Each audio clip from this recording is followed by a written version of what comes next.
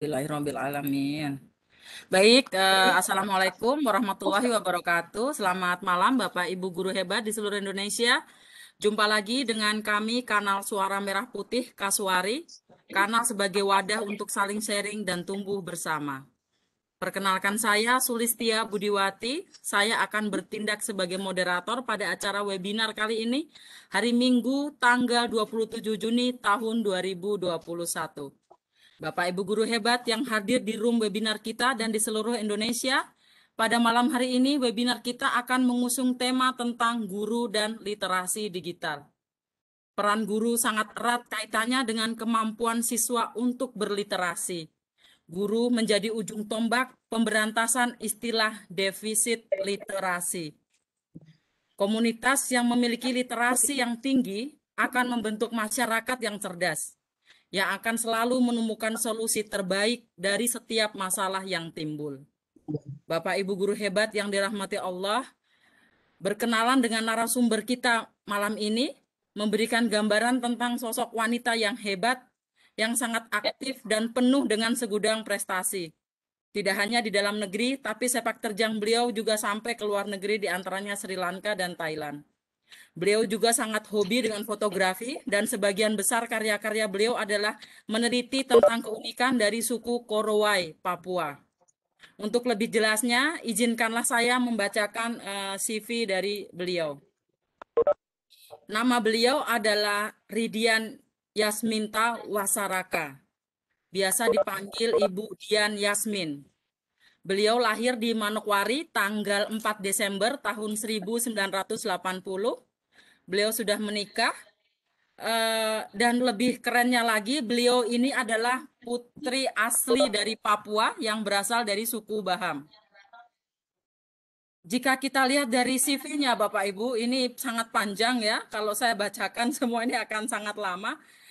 Tapi yang pasti Bapak Ibu, kalau saya lihat beliau ini cum laude Bapak Ibu, S1 maupun S2-nya. Kemudian beliau juga bekerja di Sekolah Tinggi Ilmu Komunikasi Muhammadiyah Jayapura sebagai dosen. Kemudian beliau juga sangat aktif sebagai fasilitator di acara beberapa seminar sampai di tingkat nasional. Kemudian Bapak Ibu, hasil-hasil karya beliau, ini saya pernah membaca Ibu Dian.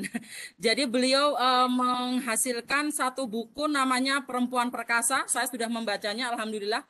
Kalau tidak salah ini membicarakan tentang keunikan dari suku Korowai yang sudah menerapkan prinsip persamaan gender.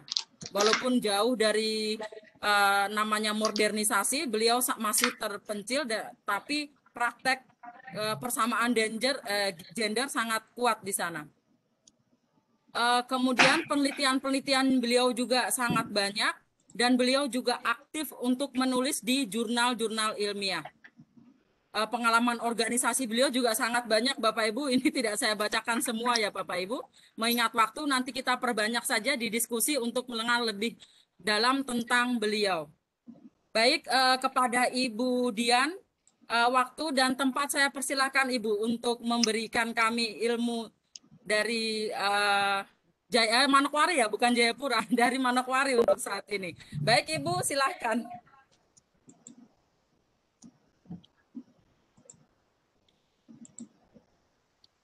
Jaringannya apa ya Ibu?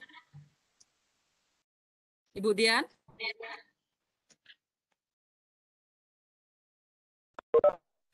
Terlempar ya? Hilang dari room. Iya. Kalau gitu dibacakan aja CV-nya Bu sambil nunggu. Oh, baik. Saya akan Kalau bisa bacakan share dulu. screen nggak? Kalau ada, kalau bisa ini. Oh, sabar. Saya share screen ya. Jadi sebelum Sambil itu, beliau. beliau aktif di ini apa SM Iya, ya. Waktu masih belum itu risetnya itu aku yang masih primitif, gila dia. Yang hidupnya di pohon-pohon itu. apa layar saya sudah terlihat, Bapak Ibu? Sudah. Sambil kita tunggu Nah, Ibu ini Dian ya. beliau. Ini beliaunya, Ibu Dian. Ini CV beliau. Jadi ini alamatnya ini eh, ada dua ini, yang satu di AB Pura, yang satu di Manokwari. Ini email beliau, Bapak Ibu. Jika nanti mungkin ingin sharing melalui email, ini pendidikan beliau itu pasca sarjananya jurusan antropologi Universitas Cendrawasih Jayapura, IPK-nya 3,61. Kemudian Sekolah Tinggi Ilmu Komunikasi Muhammadiyah Jayapura, jurusan komunikasi, IPK-nya 3,78. Keren. Ini pelatihan beliau, ada yang sampai di Sri Lanka juga ini. Pemantapan nilai-nilai kebangsaan bagi kalangan pemuda angkatan ke-8 Lemhanas pada tanggal 23 sampai 30 November tahun 2014. Yang ini OBCT, On Board Campaign Training di Sri Lanka, Grand Pitch Internasional. Saya belum pernah ke sini nih Bapak Ibu. Sama-sama. Communication Skill di Bangkok, Thailand. Kemudian Combined Strategy Training Bangkok, Grand Speed Southeast Asia. Ini Thailand juga, Bangkok ini. Security Training Bogor, Grand Pitch Indonesia. Pengelolaan dasar pengelolaan pelatihan dasar pengelolaan lingkungan terpadu, AMDAL juga beliau ya, dari UGM. Marine Expansion Planning NOAA Management MPA Building. Mini course KKLD di Kaimana. Training Resource Use Monitoring CI Raja Ampat. Banyak trainingnya ini. Tapi yang ini yang pengalaman kerja beliau dosen di Sekolah Tinggi Ilmu Komunikasi Muhammadiyah Jayapura. Kemudian di Institut Seni Budaya Indonesia Papua sebagai dosen. Oke. Kemudian tenaga ahli BPK SDA Papua pada tahun 2018. Kemudian di Balai Botani dan Kebun Raya Dinas Kehutanan Provinsi Papua Barat. Ini beliau jika dilihat sebagian besar beliau sangat hobi fotografi ini. Ini beliau hobi membuat Bu Sulis, maaf, ya. Bu Dian udah ada. Alhamdulillah. Teh Chandra mungkin bisa jadiin co-host dan presenter ya. Jadi apa? Beliau bisa di atas. Jadi kalau nanti nggak ada berarti ini sinyalnya. Baik, Ibu Dian. Tadi sempat terlempar, mohon maaf, mungkin jaringan ya. Baik, Ibu Dian, saya persilahkan Ibu Dian untuk memaparkan materinya. Silahkan, Ibu. Iya, pertama mohon maaf, mungkin karena di Amban jadi signalnya, padahal saya rumah ini ngadep ada pada depan sama towernya Telkomsel, harus diberitakan lagi ya. Terus tapi alam. Terus saya terus ini kayaknya aplikasi yang berbeda dengan yang biasa dipakai, kan kita biasanya Zoom ya. Jadi saya mana ini ngekliknya. Jadi pertama saya mau ucapkan Assalamualaikum warahmatullahi wabarakatuh. Selamat malam Bapak Ibu sekalian. Para pendidik bangsa, pendidik anak-anak bangsa, terima kasih untuk kesempatannya, terutama buat Ibu Chandra. Maaf saya hari ini manggilnya Ibu dulu. Beberapa menit ke depan saya manggilnya Ibu. Mudah-mudahan saya tidak didenda adat. Bu Sulistia, terima kasih sudah mau menjadi moderator. Sebenarnya kita di sini mungkin akan sama-sama sharing saja ya cerita-cerita, karena ada beberapa hal yang mungkin justru saya harus belajar dari Bapak Ibu guru sekalian, ataupun Bapak Ibu yang mungkin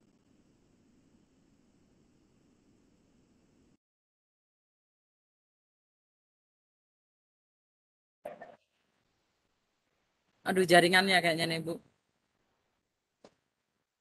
Kalau terkendala mungkin kameranya Teh. Outputnya bagi sinyal. tapi mungkin ada peserta dari para penggiat literasi ya. Saya masuk ke desktop atau oke? Atau gimana nih? Saya ada kirim materi ke Ibu Chandra sebenarnya di Oke. di WhatsApp. Kalau jaringan Saya bisa bantu. Kayaknya beliau saya harus mungkin belajar lagi nih aplikasi. Jangan tanggapi apapun. Kopinya kurang, mau gelasnya tidak.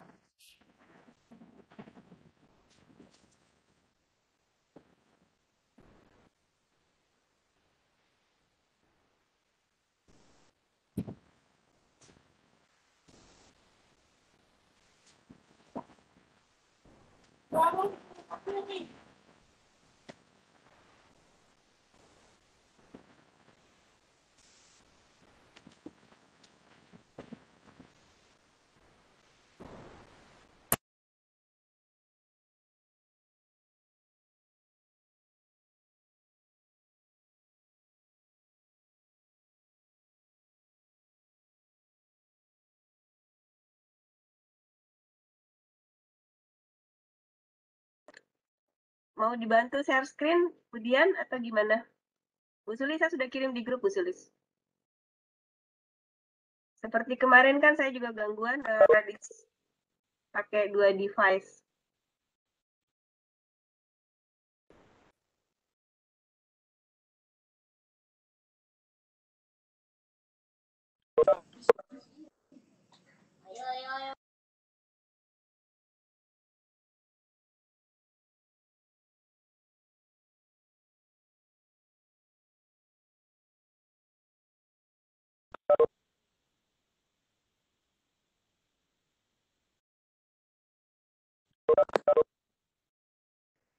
Mungkin sebagai ini ya, biar Bapak Ibu kita sambil nunggu Ibu Chandra maupun Ibu Sulistia membantu men-share presentasi yang sudah saya buat.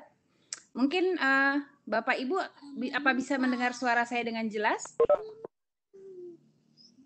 Bisa. Bisa.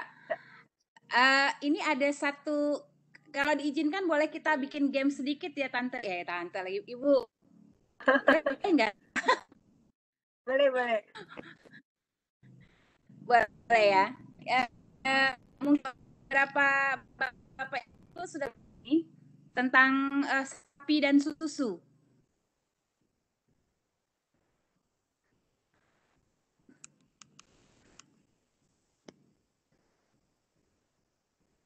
Sehatku lebih banget. Oke.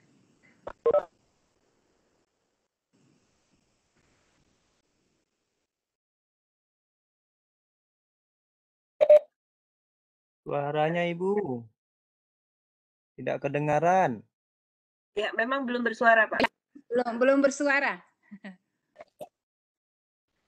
Baik. Ya. Silakan Bu, saya bantu share ya Bu ya. Ini mau masih main game dulu Bu Sulis. Oh. Ya baik.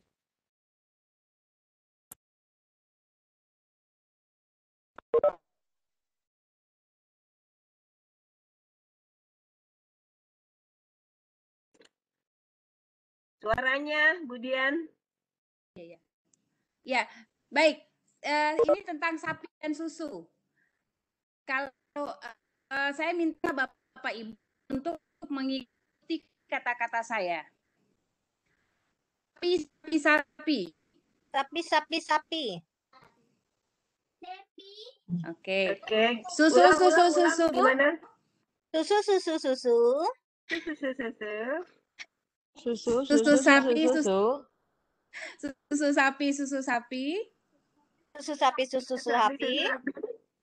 Bapak Ibu mic-nya dinyalain dong, ikutan ayo Bu. Susu sapi. Berapa susunya? Baik. Ulang. Sapi.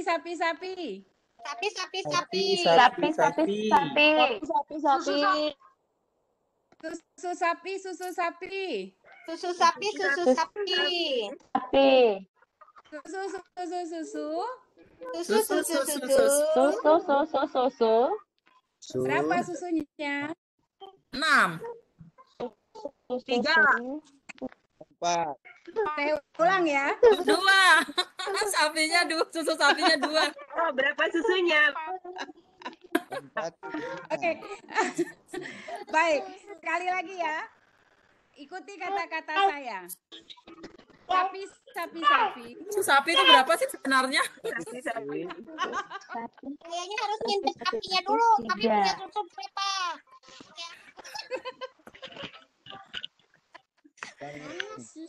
Baik. Susu sapi. Susu sapi. Susu sapi. Susu. Berapa susunya? Berapa susunya? Ya, 8. Chandra yang benar. Berapa Oh, susunya? Kan saya minta Bapak Ibu untuk mengikuti kata-kata saya. Saya tidak Ya, kan meminta suruh Bapak Ibu ikuti untuk kata-kata menghitung saya. sapi dan susu. Jadi kira-kira seperti itulah komunikasi ya, proses komunikasi. Kadang-kadang kita mau apa, menyampaikan apa, akhirnya orang lain menangkapnya seperti apa. Jadi kira-kira itu gambaran umum komunikasi sebenarnya. Baik. Ini kita sharing saja. Mungkin kita mulai tentang kita sebagai pendidik sekarang sebenarnya dihadapkan pada sebuah PR besar tentang literasi. Karena terus terang terjadi perubahan zaman yang luar biasa. Kemudian kalau dibilang sekarang adalah sebuah era revolusi, ya memang terjadi revolusi gitu ya. Terutama di teknologi komunikasi itu mengalami loncatan yang cukup besar setelah kemudian ditemukan sosial media gitu. Nah, ada sebuah gejala sebenarnya yang kami di universitas itu melihat juga dan merasakan bahwa ternyata anak-anak ini kalau disuruh bikin tugas, terutama tugas yang menulis, itu kebanyakan mereka copy paste gitu dari internet. Jadi tanya Google, syukur kalau dibaca, ini enggak gitu ya, enggak dibaca, langsung dipindahkan saja gitu sebenarnya. Nah, dan saya berdiskusi juga dengan beberapa teman-teman guru di Jayapura, dan memang fenomena itu juga terjadi ternyata di sekolah. Terutama kemudian saya dengar tahun ini seperti siswa itu disuruh buat riset kecil ya untuk kelulusan. Seperti itu kurang lebih ya Bapak Ibu guru ya. Jadi memang kemudian yang terjadi adalah pencurian ide itu marak. Kemudian yang paling parah sebenarnya kemudian penghargaan terhadap karya orang lain itu juga menjadi semakin menurun, dan yang kita kemarin merasakan sendiri adalah dampak dari hoax itu cukup cukup parah. Kita 2019 seluruh Papua itu menjadi seperti bara yang menyala di mana-mana begitu. Nah, mungkin Ibu minta tolong slide berikutnya. Iya. Di slide berikutnya agak kasih naik lagi. Mungkin dikasih agak kecil boleh ya. Ya, ini sebenarnya hanya untuk ini saja. Apa sih kelebihan internet? Oke, dia hemat waktu, lebih hemat biaya, memperluas jaringan dan sebagainya. Apalagi kemudian ada dari Kemeninfo itu di seluruh Papua nantinya akan ada 4.000 titik. Saya kemarin dari Makassar diundang sama Depdagri untuk jadi narasumber. Kemudian Depdagri juga memaparkan bahwa Papua akan jadi palaparing, kemudian ada 4.000 titik yang akan VSAT yang akan disebar, kemudian dan macam-macam gitu ya. Nah, persoalannya adalah apakah kemudian kita siap dengan situasi itu? Apakah kemudian anak-anak kita itu juga bentengi dengan baik atau tidak.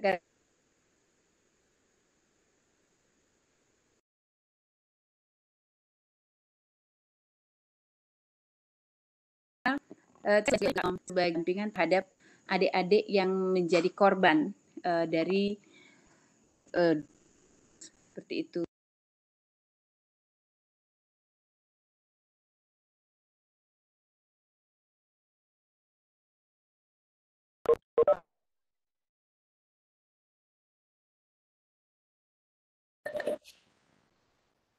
Suaranya terputus Ibu Dian, mohon maaf. Oke. Oh ya. Oke, saya sampai di mana tadi?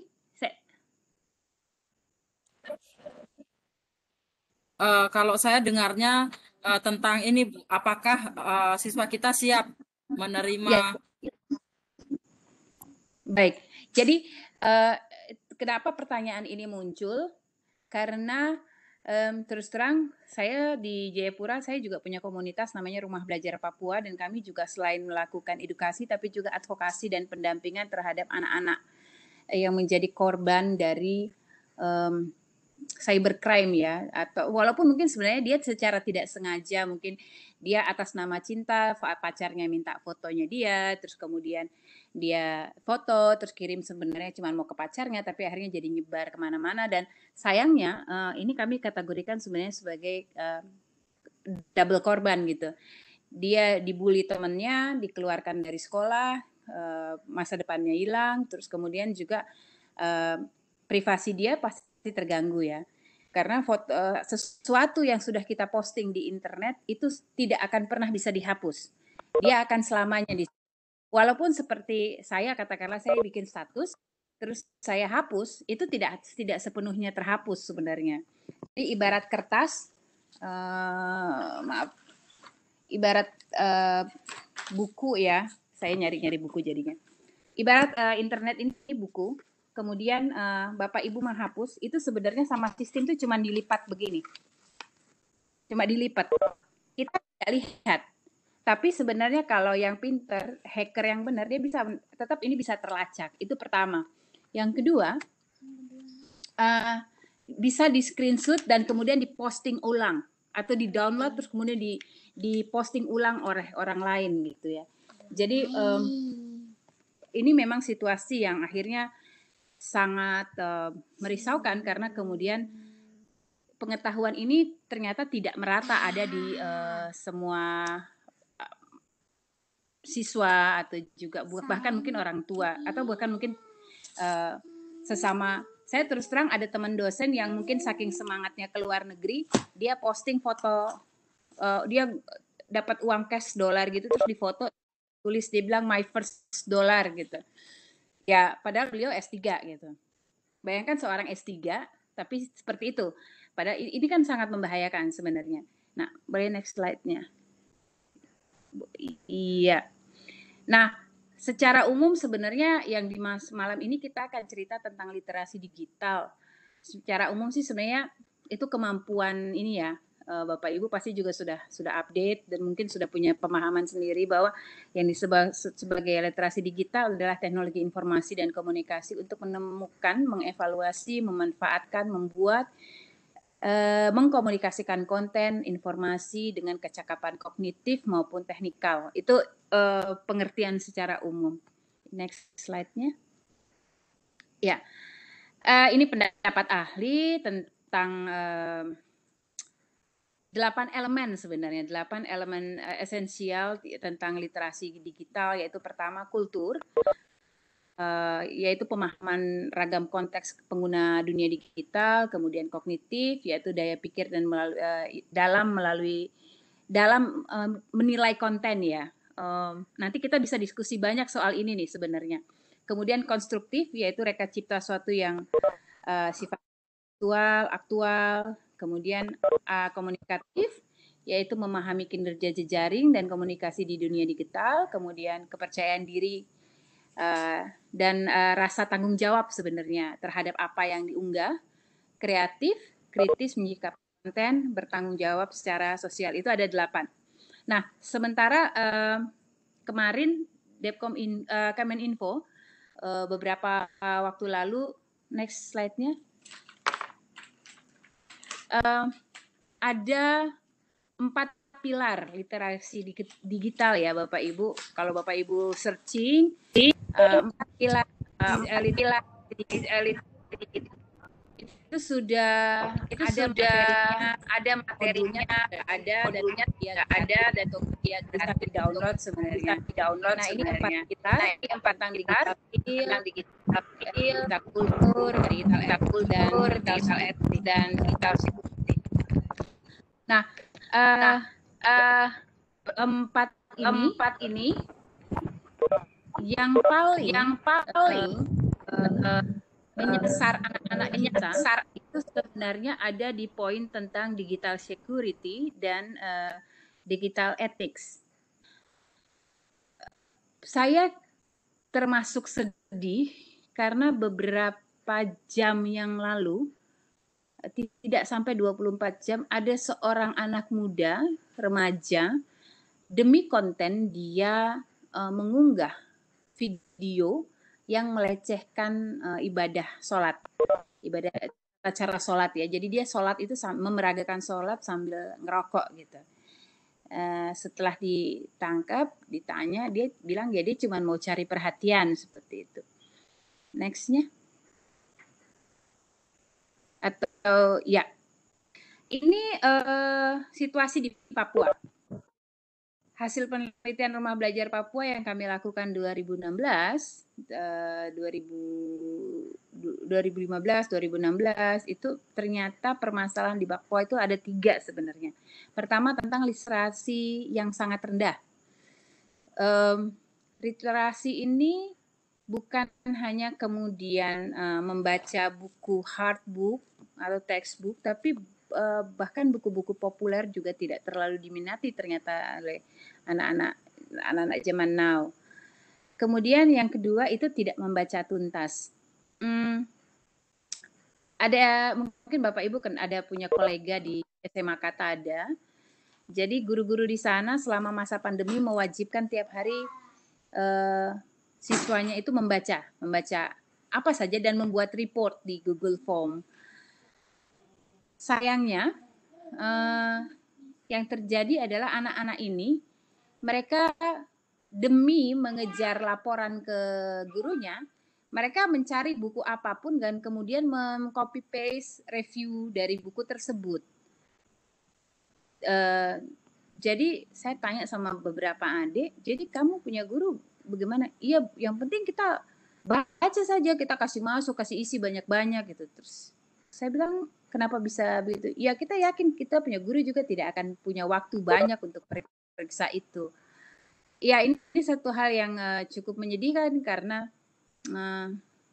satu sisi guru sama 11-12 lah dengan dosen, kita disibukkan dengan hal-hal administrasi, dengan yang namanya sertifikasi dan kemudian banyak hal itu yang akhirnya kita tuh jadi bingung, kita ini mau ngajar, mau penelitian, atau kita mau pengembangan diri, atau kita mau apa gitu.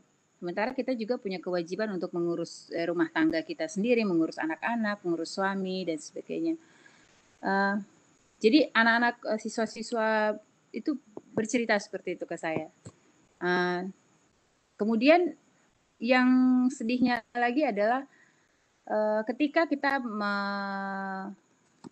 dihadapkan pada sebuah situasi, kita cenderung pada apa yang menjadi pikiran kita dan kita hanya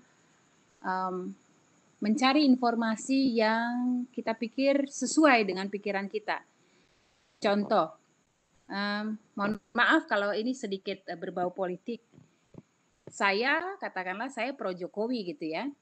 Maka saya akan mencari berita yang baik-baik saja tentang Jokowi. Dan saya tidak mempercayai orang-orang yang menceritakan sisi lain dari Jokowi atau sisi buruk atau kekurangan atau tendensi apapun tentang Jokowi. Katakanlah seperti itu. Atau sekarang katakanlah saya the big fans of Ginanjar Kartasasmita. Maka saya hanya akan mencari informasi tentang Ginanjar Kartasasmita yang baik. kemudian saya tidak, ketika ada orang lain mengkritik Ginanjar maka saya akan kemudian wah itu orang pasti itu hoax dan sebagainya. Nah itulah yang disebut dengan echo chamber, ruang gema. Jadi kita hanya mau berinteraksi dengan orang atau membaca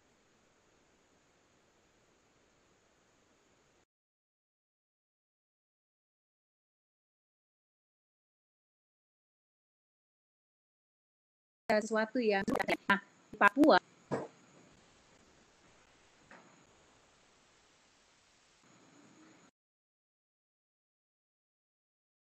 Slide berikutnya, Bu. Iya, di Papua itu seperti ini. 83,2% responden di Papua dan Papua Barat mengaku tidak melakukan cek dan recheck terhadap berita yang diterima.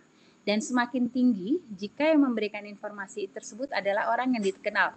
Jadi katakanlah saya dapat berita nih dari dari Ibu Chandra. Terus kita nih mendukung orang yang sama nih, katakanlah oke, Anies Baswedan ya, sama-sama kita dukung. Jadi apapun informasi tentang Anies Baswedan yang diberikan oleh Ibu Chandra kepada saya akan percayai itu 100%. Saya tidak memeriksa resource, saya tidak memeriksa isi tulisan, saya tidak memeriksa apapun, begitu.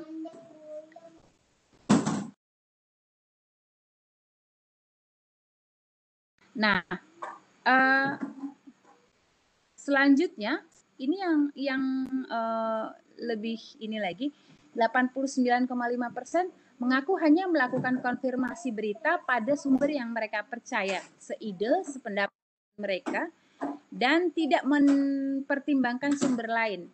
Jadi ya udah, kalau saya menganggap bahwa Anies itu baik, ya sudah Anies aja gitu. Jadi saya hanya gaulnya dengan orang-orang yang mendukung Anies Baswedan, orang-orang yang big fan sama Anies Baswedan gitu. Ya mohon maaf mungkin Bapak Ibu pengalaman 2014,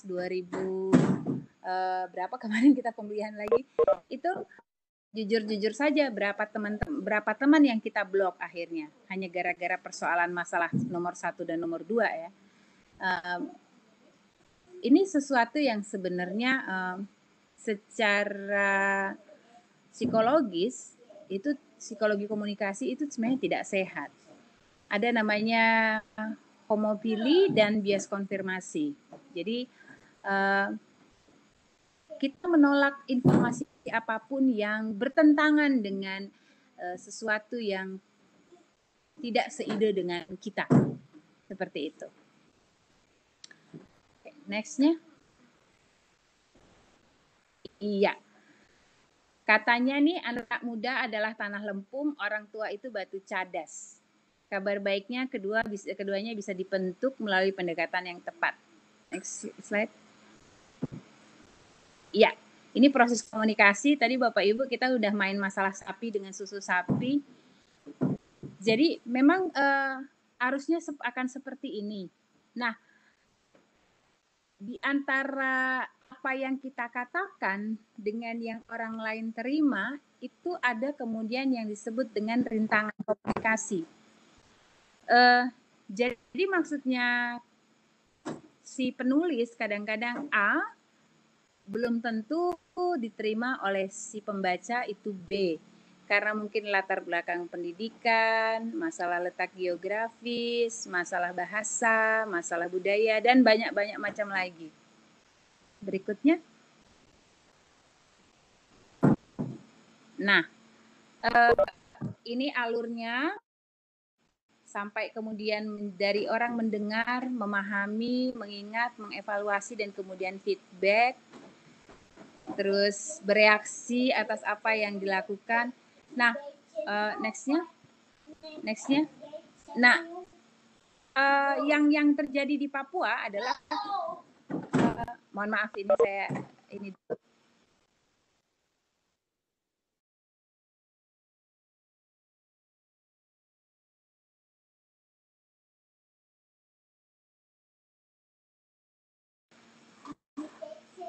Oke, kadang-kadang apa ya, kita tidak secara gamblang sebenarnya memahami apa ya, atau menyampaikan apa yang sebenarnya kita mau.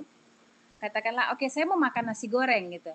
Tapi nasi gorengnya apa? Kadang-kadang orang ya sudah dibikinkan, orang cuma tahu oke makan nasi goreng, terus kemudian kita membuat nasi goreng untuk orang tersebut dengan versinya kita.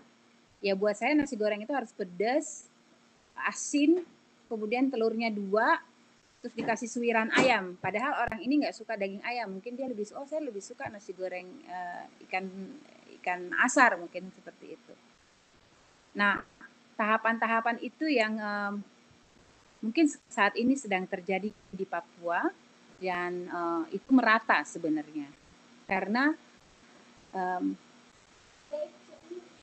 apa ya, saya agak sedih sebenarnya mengungkapkan ini. Kita tidak lagi menemukan buku, mungkin jarang ya, kita jarang sekali menemukan buku atau tulisan yang ditulis dengan hati, tapi dan dengan tujuan untuk mengedukasi, tapi lebih pada kepuasan pasar. Nextnya, iya. Berikutnya, oke. Ada yang bilang seperti ini, silat itu tajam, tapi tidak bisa motong pohon. Kapak itu kuat, tapi nggak bisa dipakai untuk potong rambut. Semua orang itu penting, segala sesuatu itu penting, dan unik, tergantung pada tujuan sebenarnya. Nah, saya mau sedikit cerita kepada Bapak Ibu bagaimana perjalanan saya sampai akhirnya bisa menjadi seorang penulis buku ya, selain dan saya menulis buku kemudian dibiayai oleh satu lembaga donor namanya Ford Foundation.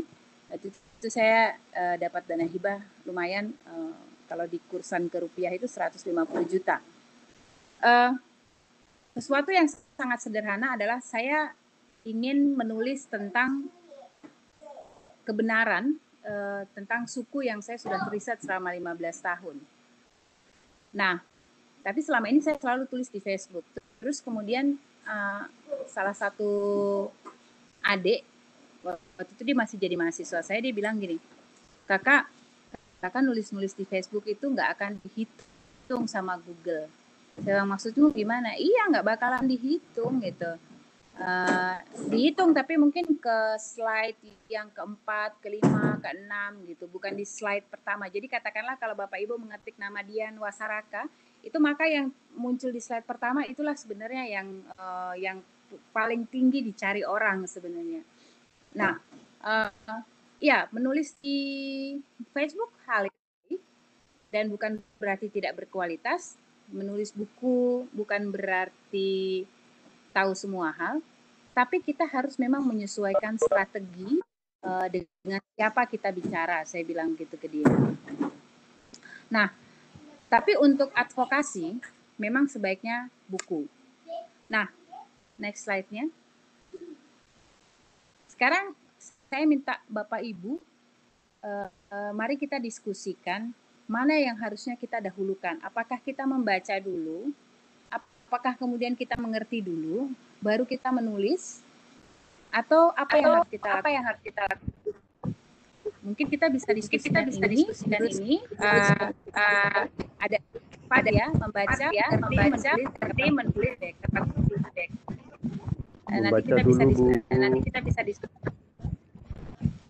Mohon maaf, dengan Bapak siapa? Dengan Bapak Bungkos, Bu. Baik.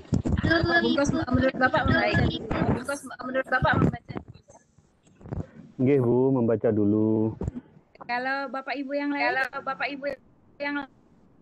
Sama, membaca dulu sesuai dengan Baca dulu, Bu. Baik. Ada Kalau yang bisa saya mengerti dulu. Baik. Kalau saya mengerti dulu. Bapak Kapala. Ya. Kalau alasan Bapak apa? Alasannya saya, kita harus mengerti tujuan apa dulu kita menulis, baru nanti kita membaca. Begitu. Baik. Kalau dengan Bapak Bungkos apa ya? Tadi kenapa mengatakan membaca dulu? Saya mengatakan membaca dulu, Bu. Orang tidak akan bisa menulis kehidupan kalau dia itu tidak bisa membaca dari situasi apa yang dialami sendiri, Bu. Membaca adalah proses bagaimana kita tuh memahami kehidupan itu sendiri sebelum kita tulis yang namanya hidup itu sendiri. Ibu tadi Baik. mengatakan bahwa menulis itu adalah menulis tentang kebenaran, menulis kejujuran. Memang kejujuran itulah adalah sebuah pemahaman untuk kita tulis dalam hidup kita itu sendiri, Bu.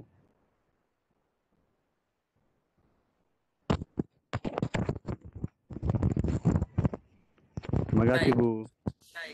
Baik. Memilih menulis? Tidak ada, Bu, kayaknya.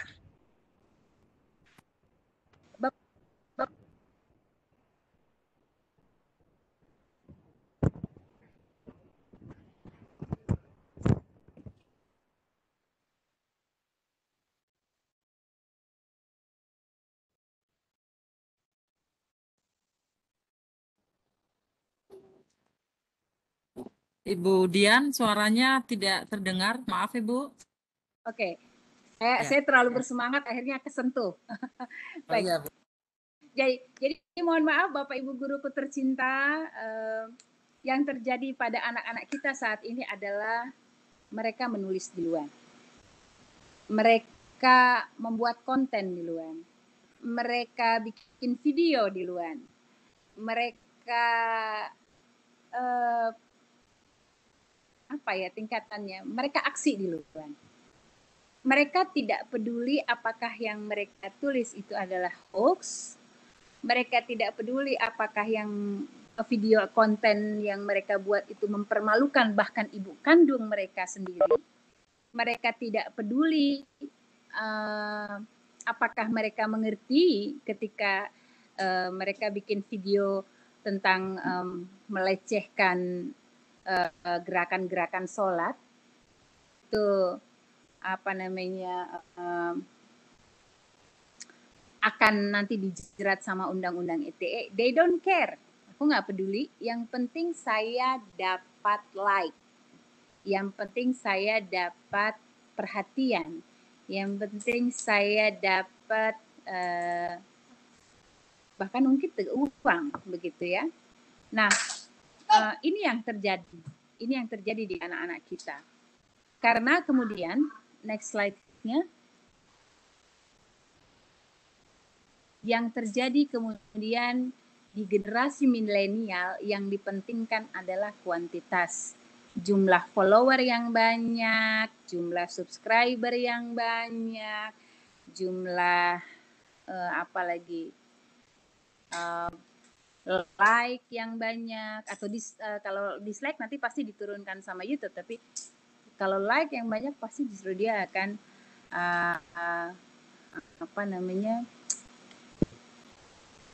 dapat uang ya. Generasi kita tuh generasi YouTuber, generasi TikTokan, generasi yang mainnya di Instagram. Mohon maaf, bahkan beberapa tahun yang lalu saya pernah dapat itu dia pelakor, nauzubillah min zalik, dan dia ini anak SMA dan dia memposting foto-foto dia sedang intim dengan suami orang itu di Instagram gitu dengan bangga, dan dia nggak peduli walaupun dia harus dikeluarkan dari sekolahnya. Yang penting dia merasa bahwa akhirnya jadi punya banyak followers dan kemudian bisa dapat endorsan dan bisa dapat uang. Nah, inilah yang terjadi di anak-anak kita. Nah, pertanyaan penting saat ini, mari kita diskusi sama-sama Bapak Ibu. Kita ini pendidik, apakah kita tanah lempung ataukah kita tangan? Itu saja. Saya buka forum. Oh, saya kembalikan ke Ibu moderator yang nanti buka forumnya. Karena sekali lagi saya tidak ingin menggarami laut. Saya yakin Bapak Ibu sudah kaya dengan pengalaman, tapi kira-kira seperti itu. Mudah-mudahan kita bisa mulai diskusinya supaya saya juga bisa mendapatkan pengalaman dan belajar dari Bapak Ibu sekalian. Terima kasih. Assalamualaikum warahmatullahi wabarakatuh. Saya kembalikan kepada Ibu moderator. Baik, terima kasih Ibu atas materinya. Waalaikumsalam warahmatullahi wabarakatuh. Bapak Ibu yang hadir di room, Bapak Ibu kita lanjutkan ke sesi selanjutnya ya Bapak Ibu. Alhamdulillah materinya sangat bagus sekali dan sangat real yang kita hadapi saat ini. Di mana kita menggunakan daring, ada yang pakai blended learning, ada yang full daring, otomatis siswa-siswi kita semakin sering frekuensinya memegang gadget dan semakin mudah semua informasi terbuka ke mereka, dan peran kita sebagai guru juga harus mampu mengedukasi siswa-siswi kita tentang pentingnya literasi digital. Kita buka sesi tanya jawab kita, Bapak Ibu. Langsung satu penanya langsung dijawab, kemudian nanti kalau masih belum puas dikembalikan lagi, begitu ya Bapak Ibu. Jadi 2 kali. Jadi nanti tanya, dijawab sama Ibu, kemudian tanggapan, kemudian dijawab lagi kalau masih ada yang kurang puas. Kemudian kita menuju ke penanya selanjutnya. Baik, Bapak Ibu yang ingin bertanya boleh raise hand terlebih dahulu, atau ini sudah bisa langsung dibuka Ibu Chan? Langsung atau harus raise hand dulu ini? Saya nggak tahu apa mereka partisipan bisa langsung buka. Tapi Ibu yang menyilakan. Oh, oke. Baik, Bapak Ibu boleh raise hand yang ingin bertanya terlebih dahulu. Nanti akan saya persilahkan. Apa ada yang mau ditanyakan langsung kepada narasumber kita yang berkaitan dengan kendala saat Bapak Ibu melakukan pembelajaran daring? Mungkin bisa sharing sehingga kita bisa menemukan, dan mungkin solusi ini sebenarnya masalah kita sama-sama gitu. Kita bisa mendapatkan solusi yang akan kita gunakan bersama, mungkin kita aplikasikan di siswa-siswi kita di sekolah. Silahkan Bapak Ibu raise hand yang ingin bertanya. Ada, saya duluan. Ya, saya. Oh, baik, Ibu Chandra duluan. Silahkan Ibu Chan. Sebenarnya saya juga ada ini Bu. Baik, Ibu Chandra duluan. Dan emang dari dulu ya, kami sebenarnya sama-sama kayak mana Bu Dian ini tinggal di rumah, dan hampir setiap waktu itu kita diskusi seperti ini. Makanya saya sangat senang Bu Dian bisa berbagi kepada kita, karena Bu Dian ini aktif langsung terjun di lapangan dan banyak melakukan riset. Agak ngenes gitu mendengar yang disampaikan oleh Bu Dian, karena apa yang disampaikan sebenarnya sama yang kita hadapi. Di satu sisi kita dikejar-kejar target ngajar, tapi di satu sisi juga kita menghadapi anak-anak yang seperti itu, yang menyelesaikan tugas-tugasnya ya asal menyenangkan hati guru, tanpa kemudian yang kita maksudkan tidak bisa sampai yang kita inginkan. Nah, pertanyaannya sebenarnya agak kaget juga ya pada jawaban yang tadi 4 itu, ternyata anak-anak tuh langsung aksi. Nah, ini sebenarnya indikasi yang positif atau tidak gitu. Karena kalau tidak mungkin anak-anak itu melakukan aksi kalau dia tidak melalui proses dulu gitu. Karena untuk anak saya sendiri pada saat dia buat konten, apakah TikTok atau apapun, itu dia riset dulu lah ya. Dia riset dulu. Jadi dia googling dulu apa dulu itu baru gitu. Karena bahkan dia kan mengamati saya juga kalau saya share di Facebook atau apa, nanti dia tanya, "Mama yang kasih like berapa?" gitu. Dan dia memantau statistik gitu. Jadi kalau misalnya ada yang unlike saja, itu dia kejar. Kenapa saya di unlike? Nah, maksud saya ini fenomenanya sebenarnya positif atau negatif. Seandainya memang menurut kita itu negatif, setiap sesuatu tuh pasti punya potensi untuk kita ubah gitu. Mungkin minta ini ya, apa namanya, kita diskusi ya, kira-kira apa sih yang harus kita buat sama-sama supaya anak-anak itu kita kawal dengan potensinya yang seperti itu. Oke, itu dari saya. Mohon izin Ibu moderator, apa saya langsung jawab pertanyaannya? Langsung saja Ibu, langsung saja. Baik, terima kasih. Saya kok agak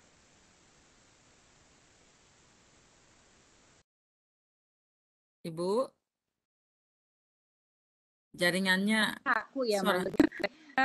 Baik. Bisa didengar dengan baik? Baik, bisa Ibu.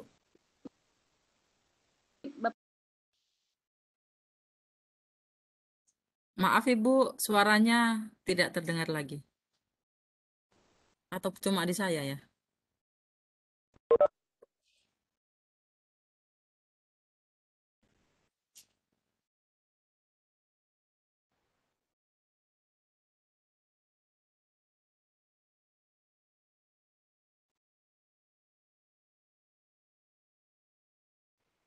Ibu, Bu Dian.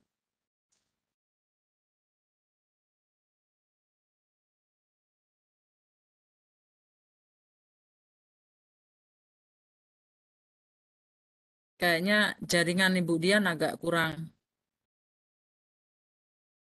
Ibu Dian, Kalau Bu Sulis mau nanya.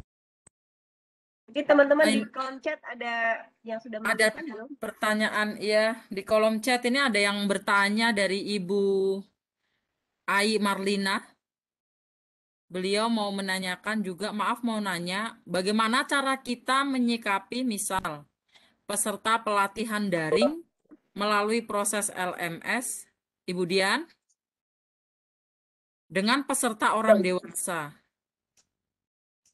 seperti guru, hanya mereka menginginkan luring, sehingga proses literasi tentang pengetahuan, pemahaman yang sulit melalui pembelajaran mandiri, asinkronus. Dan ketika sinkronus, mereka berdalih tentang kesulitan jaringan. Banyak kesibukan dan tugas pekerjaan atau bahkan mintanya tugas itu mereka inginkan seperti kemauannya. Terima kasih Ibu Ai dari Sukabumi, Jawa Barat. Ya itu dia. Sementara anak-anak kita sudah lompat, sementara kita ini gitu ya. Ya. Aduh, mohon maaf, saya ini terus ini keluar masuk. Ya, Ibu Dian.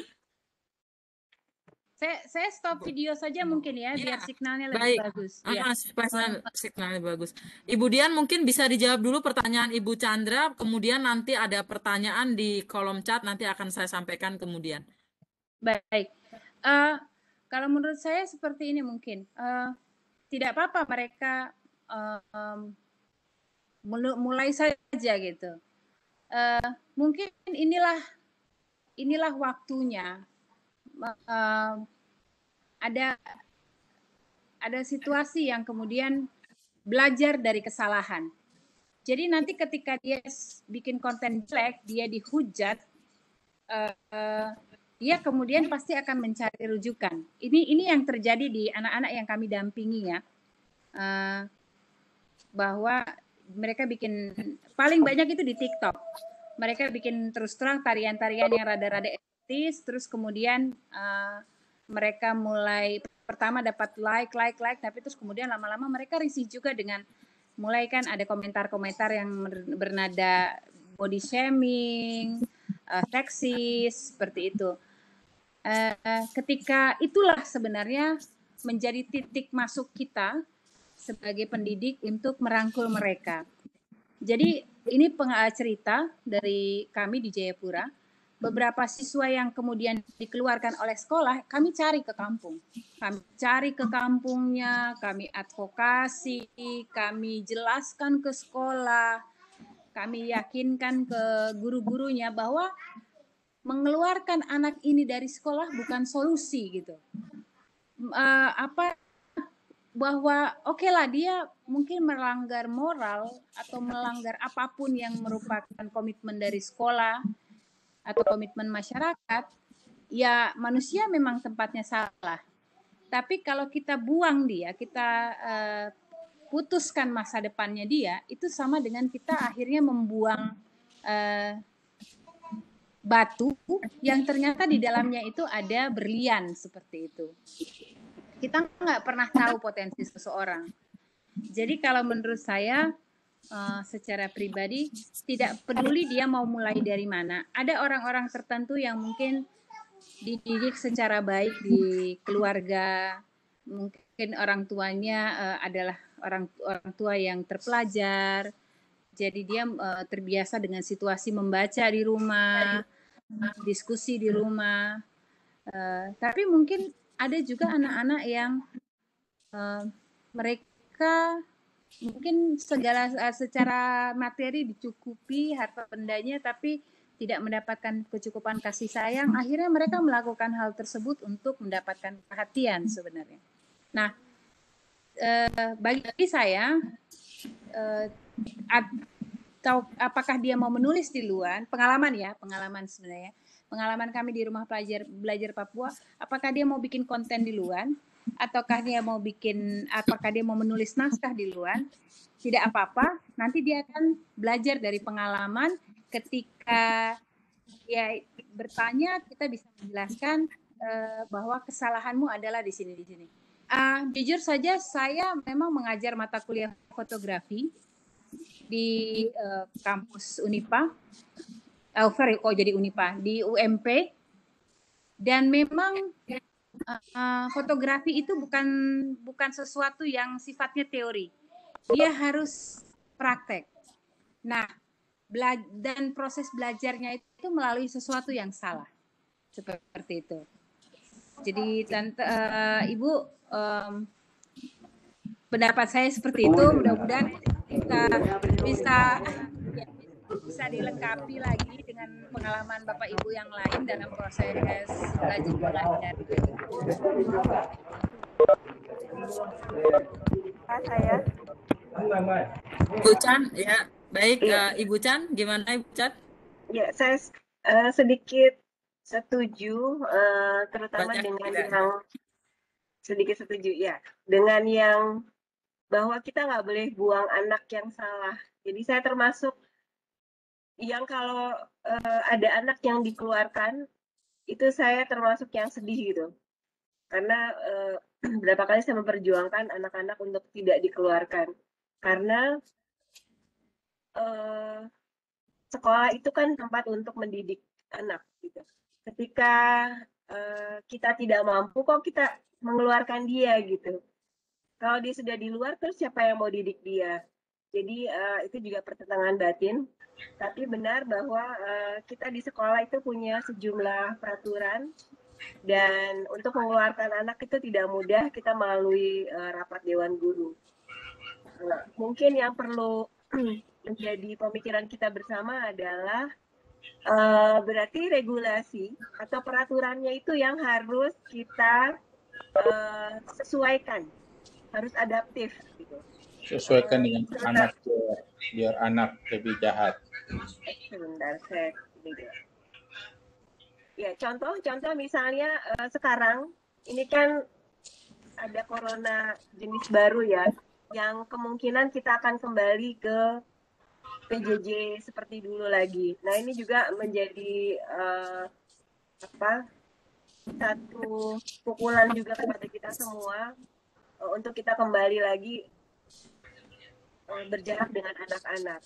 Nah, kalau misalnya peraturan itu masih peraturan yang lama, itu berarti kita tidak bisa menyentuh anak-anak. Jadi mungkin yang saya pikirkan itu adalah sekolah harus merancang peraturan baik pada saat tatap muka langsung ataupun untuk online. Jadi bagaimana anak-anak itu kita atur dari sekolah, cara dia bermedsos seperti itu. Karena jujur beberapa dalam 2 tahun ini, ya hampir 2 tahun ya, itu kasus-kasus penyalahgunaan informasi atau medsos itu juga marak di sekolah saya. Bahkan Budian, yang lebih menyedihkan adalah anak-anak memang tidak sekolah tatap muka, tapi mereka tatap muka di tempat lain sampai akhirnya MBA seperti itu.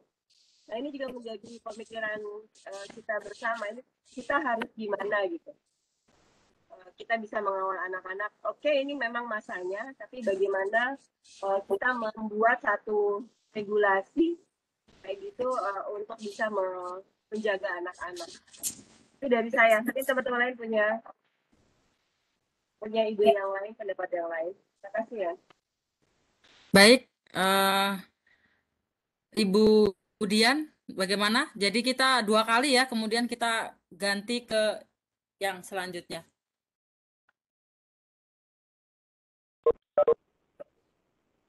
Ibu Dian.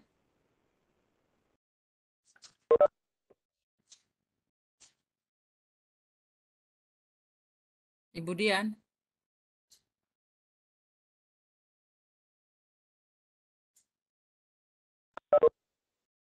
Ibu, mungkin jaringan beliau lagi terkendala.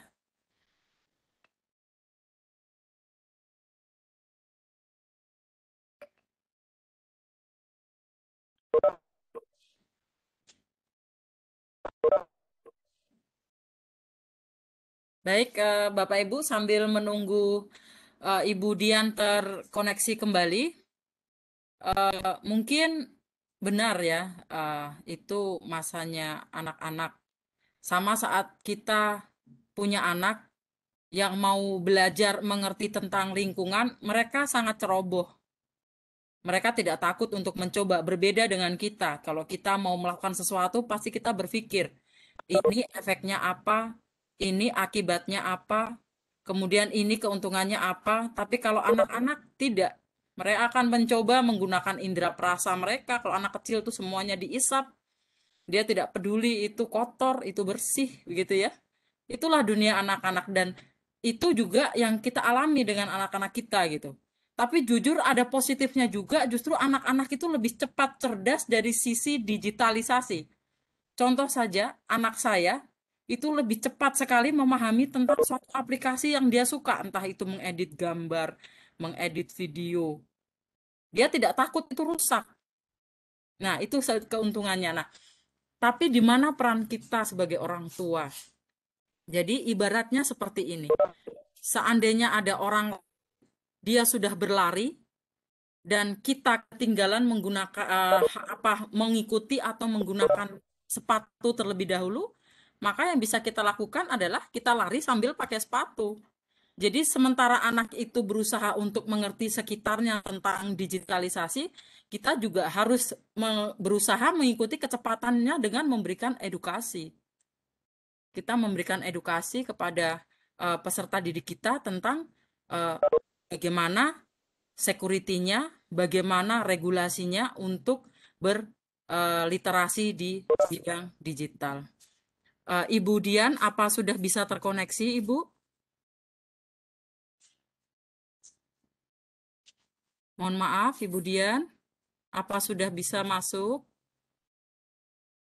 Jaringan beliau agak terganggu mungkin ini ya, belum ya.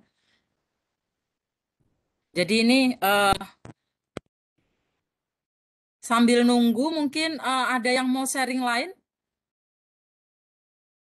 Atau mau mengungkapkan pendapatnya mungkin sambil menunggu Ibu Dian terkoneksi kembali, Bapak Ibu yang punya pengalaman di sekolah terkait dengan imbas dari digitalisasi ini, mungkin siswanya jadi lebih gimana gitu ya? Iya, Bapak Ibu, ya. Ini saya dari tadi tidak bisa unmute gitu, jadi terputus sendiri. Saya ini nggak bisa dengar suara. Gimana Ibu? Jadi mereka bisa buka. Sekarang bisa dengar suara saya? Bisa Ibu. Ya Baik. Pak Kepala Billy. Baik, bisa dengar suara saya? Bisa Pak Billy. Bisa Pak, Baik, bisa. Pak. Saya Kepala SMK Negeri 1 Kota Tambolaka di Sumba Barat Daya, Provinsi Nusa Tenggara Timur, Bu. Alhamdulillah. Ya Pak, baik Kami silahkan. hampir sama dengan orang Papua ini. Sama-sama timur, Pak. Ya, situasi dan kondisi di dalam era digitalisasi ini memang sama, Bu. Siswa lebih pada menggunakan handphone yang memang mereka sudah tidak peduli lagi guru. Ini yang menjadi tantangan, karena apapun sebenarnya teknologi apapun tidak menggantikan posisi guru sebenarnya, Bu. Kehalusan cara bicara apapun tidak akan sama. Tetapi dengan pembelajaran jarak jauh dengan kondisi COVID-19 ini memungkinkan karakter siswa itu sudah beda jauh. Bahkan menegur guru pun yang lalu di depan mereka agak sulit itu, Bu. Kan lebih mengutamakan pada gadget yang mereka pegang itu, Bu. Ini menjadi tantangan kita sebagai guru. Tetapi ada kemajuan besar bahwa mereka mengenal teknologi itu secara cepat. Itu yang paling menguntungkan bagi kita. Tetapi literasi dalam digital untuk mereka memahami secara penuh, kalau saya, karena mungkin saya ini guru produk tahun 80-an, itu lebih pada menitikberatkan literasi yang memang ada di perpustakaan. Karena itu jauh lebih punya artinya sumber yang jelas. Nah, kadang-kadang saya berbicara juga terhadap siswa bahwa yang namanya sumber dari segala sumber ada, yaitu pertama bisa dari Om Google, Om Yahoo, segala macam itu bisa dapat saja, tetapi selalu tidak ada benarnya.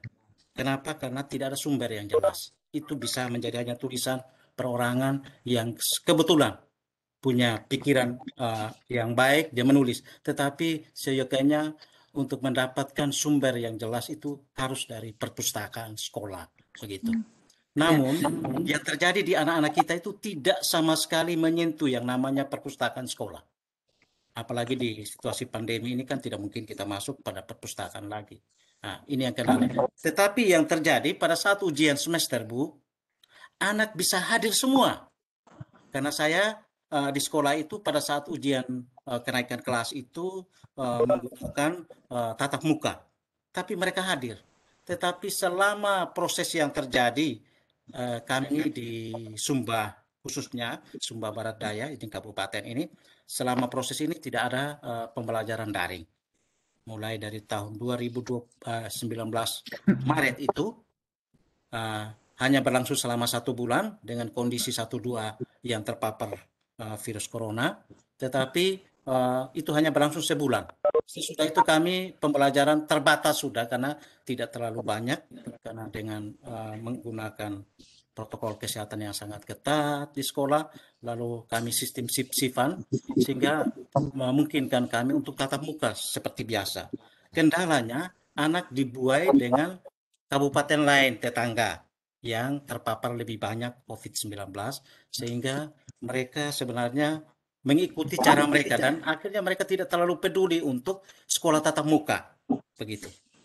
Dan ketika ujian malah mereka hadir, tahu persis jam kapan ujian. Itu yang luar biasa di kami di Sumba ini, Ibu, tantangan yang kami hadapi, tetapi ada yang nilai positifnya. Nilai positifnya tinggi sekali bahwa anak sudah belajar dengan teknologi yang bagus. Karena kami di sini jangkauan internetnya juga cukup sulit, Bu. Bahkan masih ada sekolah yang belum punya listrik, Bu. Bagaimana dia mau beroperasi untuk menggunakan yang namanya internet? Sangat sulit. Sehingga ada saat-saat di mana kami terpapar banyak sekali dan kami pembelajaran jarak jauh, kami mengantar tugas-tugas itu ke rumah, Bu. Rumah anak. Dan menjemput lagi, begitu. Ini menjadi tantangan besar, tetapi itulah apapun yang terjadi karena ini memang global, tidak bisa kita pungkiri kenyataan, harus berbuat yang lebih baik. Ini artinya pendapat saya karena saya sebagai kepala sekolah selalu mencari yang terbaik bagi anak-anak. Seperti tadi Ibu katakan bahwa ada anak yang hanya datang pada saat ujian. Saya juga sama di sini. Dan bagaimana mereka tidak naik kelas? Ada yang tidak, guru-guru protes, woi ini bagaimana materi sama sekali dia tidak terima. Tapi karena saya bilang ini situasi pandemi.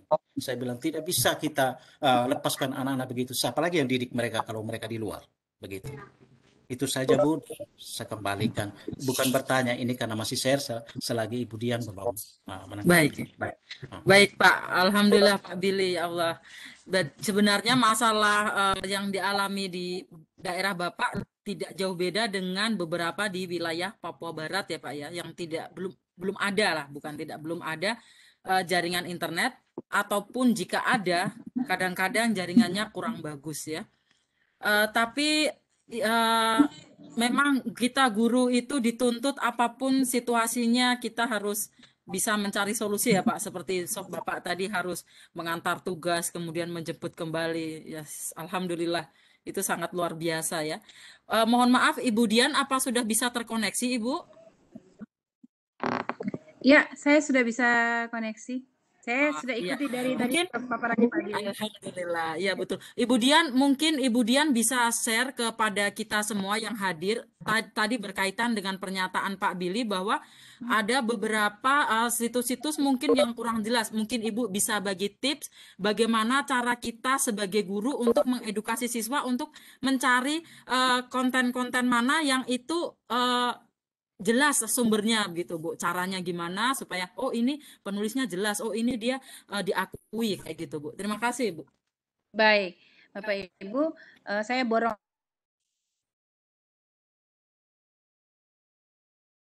ini kok lekat sekali nih manggil Tante Chan. Ya, jadi seperti ini.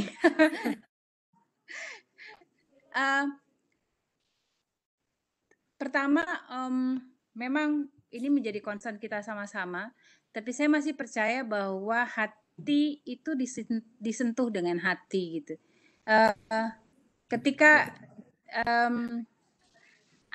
saya punya pengalaman ada anak yang, tapi mahasiswa saya ya, tapi dia masih sangat-sangat muda, jadi waktu itu masih semester 1 dan MBA, terus memang di kampus tidak ada mekanisme untuk mengeluarkan mahasiswa dan sebagainya.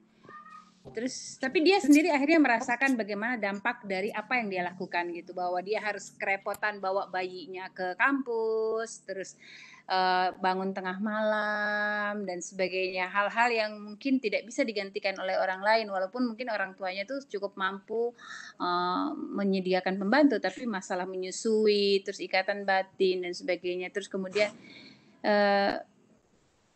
saya pernah membaca suatu quote bahwa yang namanya memiliki anak itu seperti membuat tato di wajah, jadi harus dengan komitmen penuh. Sama seperti kemudian ketika kita mengunggah sesuatu di internet itu memang harus dengan komitmen penuh, yakin bahwa itu tidak akan mungkin bisa dihapus. Nah,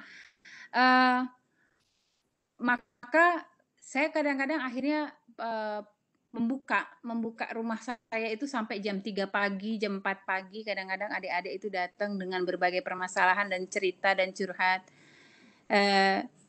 Disitulah kemudian pintu masuk kita bisa kita ini bahwa oke, you kalau mau punya senang pertama mungkin banyak yang like, banyak follower, tapi lama-lama saya tanya, kok nggak rasa risih dengan gayamu berpakaian, joget-joget. Bagaimana seandainya kau punya foto itu di capture dan kemudian saya tunjukkan beberapa. Di situ kemudian edukasi terjadi seperti itu. Karena anak-anak kita itu terus terang mereka lah yang disebut dengan natif digital. Bapak Ibu tercinta, saya dan Bapak Ibu sekalian bukan natif digital. Mohon maaf. Natif digital itu adalah mereka anak-anak yang lahir setelah tahun 2000. Setelah tahun 2000 mereka belajar, siapa yang kemudian mengajarkan mereka tentang internet, siapa yang mengajarkan mereka tentang konten? Kita sebenarnya secara tidak sadar. Kita dari dalam kandungan, ibu-ibu sudah lebih sibuk megang HP dibandingkan tangan suami, katakanlah seperti itu. Anak-anak itu belajar itu dari dalam kandungan. Nah, nggak heran kalau anak-anak zaman sekarang, anak-anak yang lahir di atas tahun 2000, itu mereka sangat cepat mengerti teknologi informasi. Kemudian Pak Billy, saya mau katakan situasi yang Bapak alami samalah dengan kami di Papua. Bukan hanya di sekolah, tapi juga di perguruan tinggi. Tapi ada satu quote yang menulis begini, orang-orang tidak akan mengingat apa yang kita katakan, orang-orang tidak akan mengingat apa yang kita berikan, tapi orang-orang akan mengingat bagaimana cara kita memperlakukan mereka. Jadi saya percaya hari ini mungkin Bapak Ibu guru kita berjibaku dengan anak-anak yang dalam tanda kutip kita tidak bisa menjangkau mereka, karena memang Khalil Gibran juga bilang bahwa anak-anak itu adalah anak panah yang terlepas, sementara kita adalah busurnya. Sampai kapanpun busur tidak akan pernah bisa mengejar anak panah, karena anak panah melesat jauh.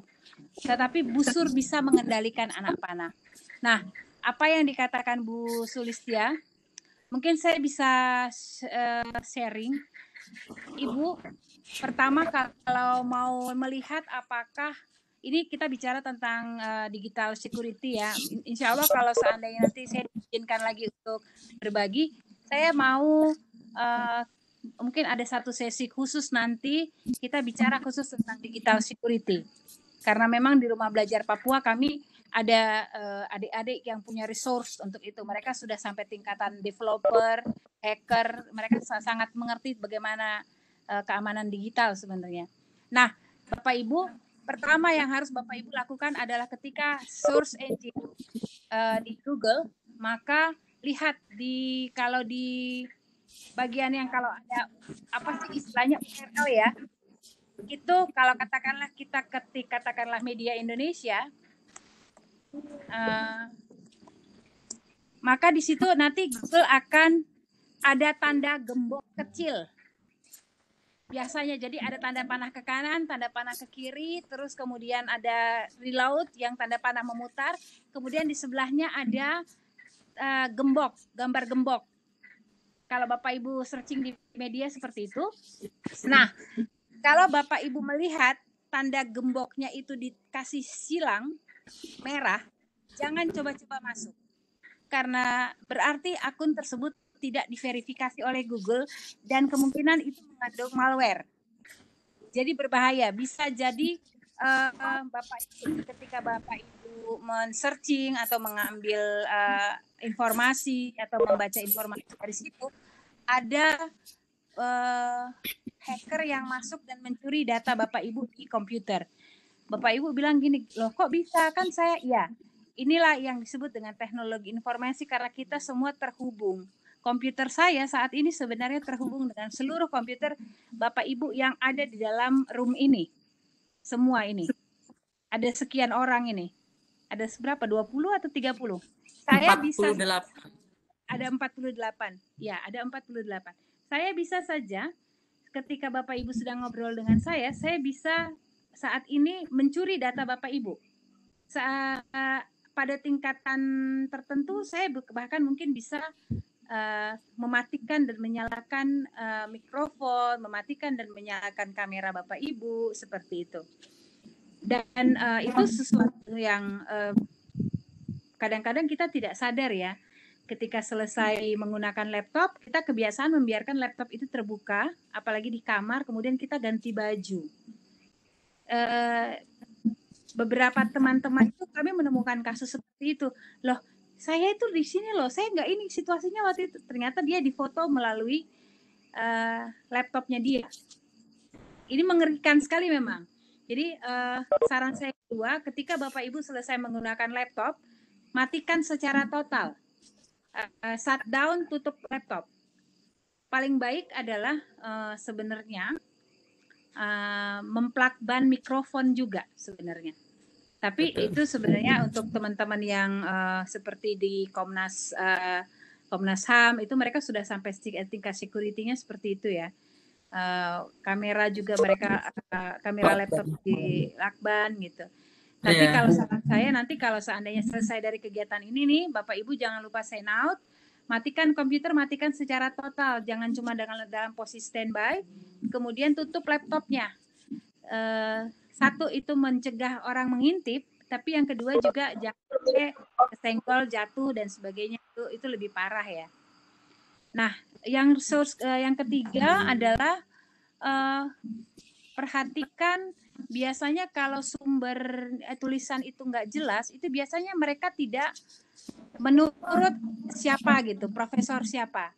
Tapi kadang-kadang walaupun mereka menulis profesor, doktor sekian apa-apa itu, kadang-kadang namanya juga cuma abal-abal. Kalau dia orang yang punya reputasi, maka silakan Bapak Ibu copy paste namanya, kemudian cari di Google. Nah,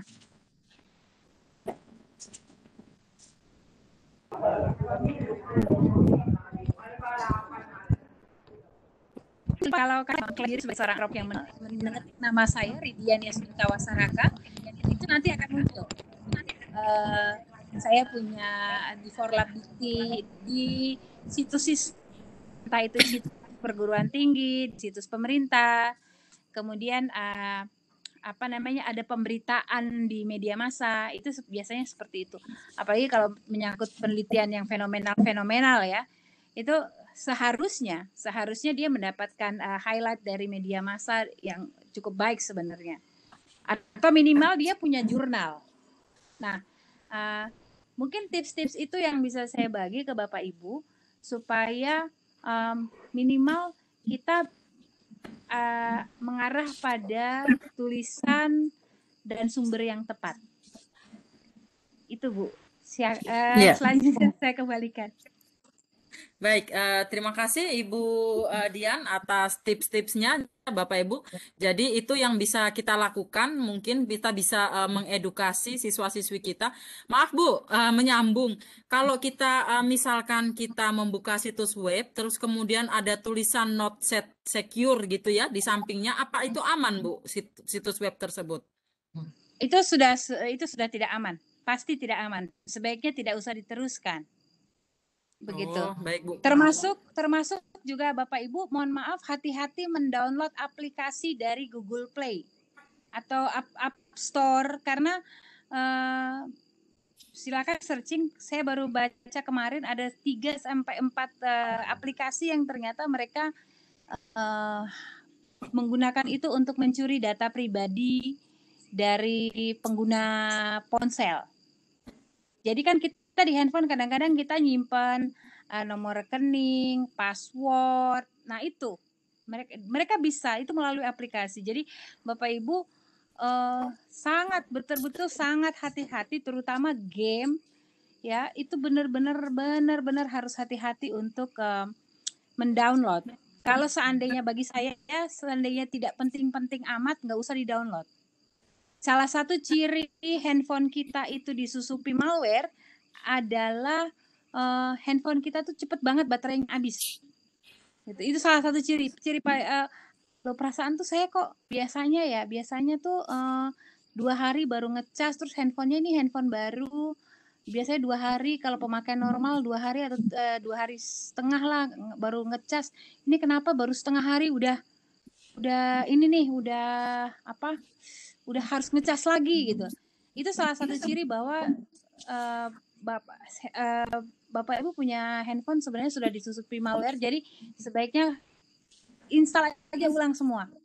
Dihapus semua software, mau yang penting nggak penting kasih kosong lagi, terus paling bagus bawa ke tukang ke service handphone, dikosongkan lagi, terus baru di-download ulang. Kalau bisa ganti email. Itu reset pabrik gitu ya Bu ya istilahnya ya?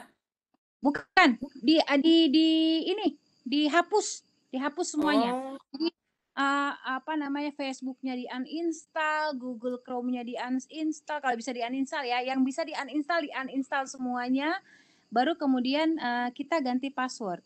Kita ganti password, oh iya. ganti email, ganti password, baru kemudian kita menginstal lagi software yang benar-benar kita rasa kita perlukan ya, aplikasi yang rasa kita perlu, seperti mungkin Instagram mungkin ya, untuk memantau anak-anak kita main Instagram kayak gimana sih, atau terus Instagram sekolah gitu kan, informasi-informasi juga kan, soal WhatsApp seperti itu. Jadi Iya. terutama sih sebenarnya yang bocor banyak ini di game sebenarnya, di game-game. Yang anak-anak zaman now tuh kan nggak tahu gamenya udah berapa ribu itu. Iya, betul, Bu. Jadi pernah juga ini ya, Bu Dian, saya ini alami sendiri waktu itu. Jadi saya lupa entah itu saya mengklik apa, tapi yang jelas seandainya ada link yang saya klik itu pasti berkaitan dengan pendidikan. Seingat saya seperti itu.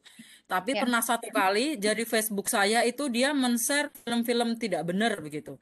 Dan itu saya tidak Baik. tahu. Yang tahu teman-teman saya bilang, Lis, kok kamu share begitu, kayaknya di hacker gitu. Nah, seperti itu. Nah, solusinya betul seperti yang Ibu Dian bilang tadi, bahwa kita ganti passwordnya gitu, kita ganti password. Tapi ada beberapa teman, Ibu, entah itu bagaimana caranya, dia sudah ganti password juga, tapi masih tetap bisa juga diganti gitu. Itu saya juga sampai sekarang masih kurang tahu. Tapi Baik. kalau punya saya kebetulan solusinya hanya ganti password saja sudah bisa lagi normal gitu, Bu. Baik, Bapak Ibu sekalian, kita kadang-kadang tergoda untuk main kuis-kuisan, yang kuis-kuis apa di Facebook ya, terutama ya, ini tuh kepribadian atau apa gitu kan. Siapa sih malaikat pelindungmu, siapa ya, segala macam. Nah, itu satu. Bapak Ibu, ada pepatah Inggris bilang there is no free lunch, nggak ada makan siang gratis. Kadang-kadang resource seperti itu juga disusupi oleh hal-hal yang entah virus, entah malware seperti ya. Itu seperti itu ya. Nah, solusinya untuk temannya Ibu Sulis mungkin, dan untuk kita semua Bapak Ibu, kalau Bapak Ibu lihat di angka 1, 2, 3, 4 sampai 0 itu, sampai 8 itu ada tanda seru, tanda hashtag, tanda dolar. Saran saya yang saya dapat dari adik-adik saya yang hacker, mereka mengatakan masukkan kode itu ke dalam password Bapak Ibu. Contohnya, katakanlah Ibu Sulis punya password Sulistia, maka S-nya ganti dengan tanda dolar. Terus, iya. Ya, itu yang disebut dengan coding.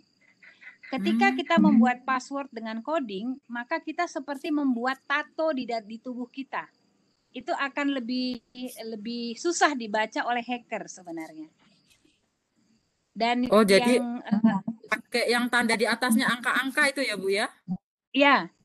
Dolar, pagar, kayak gitu ya? Iya. Boleh makainya 1, boleh makainya 2, nggak apa-apa. Katakanlah mungkin Sulistia, S-nya diganti tanda dolar, terus pakai tag, terus pakai persen gitu. Sulistia 100% boleh gitu. Oh iya, oke, Bu. Wah, ini tips yang sangat berguna ini. Ini berarti berkaitan dengan kekuatan password ya, Bu ya. Karena sekarang kalau tidak salah kan ada siswa-siswa itu cerdas sekali, mereka tahu aplikasi, saya juga tidak tahu sebenarnya. Mereka tahu aplikasi yang bisa membobol password begitu. Saya juga kurang tahu apa itu. Iya. Jadi kalau bicara tentang komputer, bahasa komputer itu kan dia membaca 0, 1, 0, 1. 0 itu adalah tidak ada, betul. 1 itu adalah ada. Jadi ketika kita masukkan coding selain angka itu, maka aplikasi akan sulit melacak. Jadi kita seperti kalau ibarat di tubuh kita seperti bikin tato lah, atau kita bikin seperti dinding gitu ya, dinding untuk memisahkan itu gitu. Jadi akan lebih sulit. Itu pengalaman dari yang saya rasa sendiri, tapi juga dari sebenarnya input dari teman-teman di Rumah Belajar Papua yang ada beberapa yang memang mereka hacker, tapi hacker baik ya, hacker baik. Hacker yang jadi menguji coba security satu bank, itu mereka memang dibayar untuk menghack itu, untuk melihat itu seperti. Ya, baik Bapak Ibu, sangat super sekali. Bapak Ibu jadi bisa dipraktekkan, silahkan emailnya diganti passwordnya menggunakan coding yang Ibu Dian sarankan, menggunakan simbol-simbol yang ada di atas angka dari keyboard kita. Saya juga akan mengganti Bu, karena biasa saya kan sering lupa, saya pakai entah itu tanggal lahir, entah seperti apa seperti itu. Tapi mungkin mulai kali ini untuk media-media yang kita anggap itu perlu, Facebook itu sangat penting karena itu media kita juga untuk sharing dengan siswa. Ada beberapa saya gunakan untuk itu. Mungkin Bapak Ibu bisa aplikasikan password Facebooknya itu diganti. Malah kadang-kadang ada juga yang lupa dengan password Facebooknya ini, Bu. Oke. Baik, Ibu Dian, ini ada Bapak Ibu tadi saya lihat ada yang raise hand di screen, tapi siapa sudah hilang ini, Pak? Siapa tadi ya? Suhaimin kah siapa tadi ini? Ada yang mau bertanya tapi sudah diturunkan, sudah low ini, low hand. Bapak Ibu ada yang mau bertanya lagi secara langsung? Kalau tidak ada, saya akan membacakan pertanyaan yang di kolom komentar, di kolom chat ini. Bapak Ibu, ya jika ada yang ditanyakan bisa raise hand, atau kalau bisa dinyalakan mic-nya langsung juga boleh, tidak apa-apa ya Bapak Ibu. Kita masih ada waktu sampai, maaf Ibu Chandra, kita sampai jam berapa?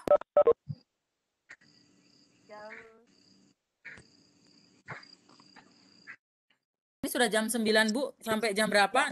15 menit lagi. Kalau memang itu di kolom chat ada pertanyaan nggak? Iya, ada pertanyaan. Saya bacakan di kolom chat saja berarti ya Ibu. Saya ada nulis tuh.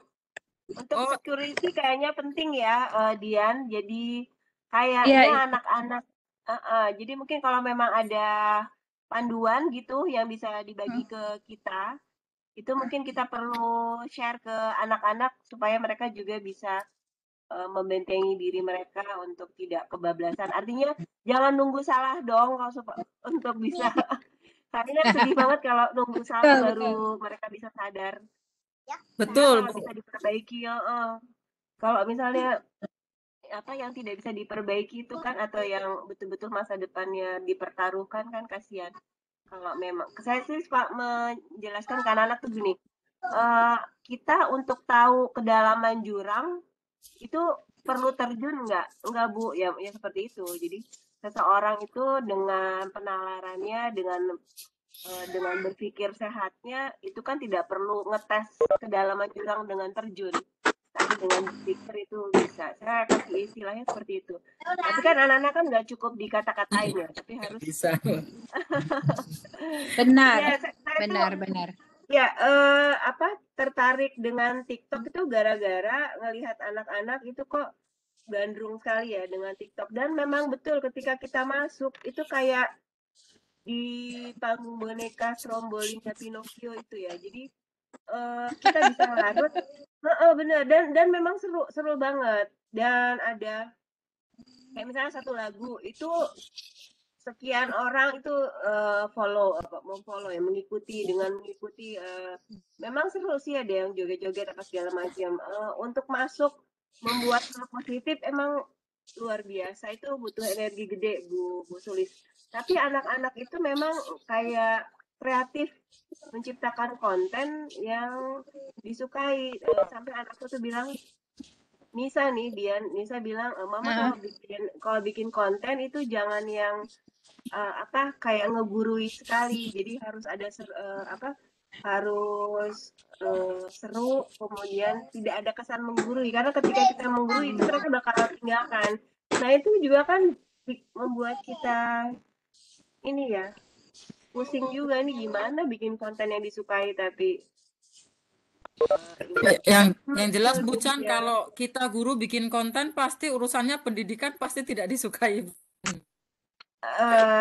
Ya memang ada juga sih yang ini ya, bahkan ada banyak dokter di sana, ada Oh dosen-dosen iya, juga oh iya itu. betul juga ya. Cuman kan terbatas ya konten yang dalam durasi 30 detik sampai 1 menit dan tertarik itu juga akan menguras energi. Kayak saya tuh nggak terbiasa, lumayan bisa sampai 3 hari baru bisa jadi 30 detik itu.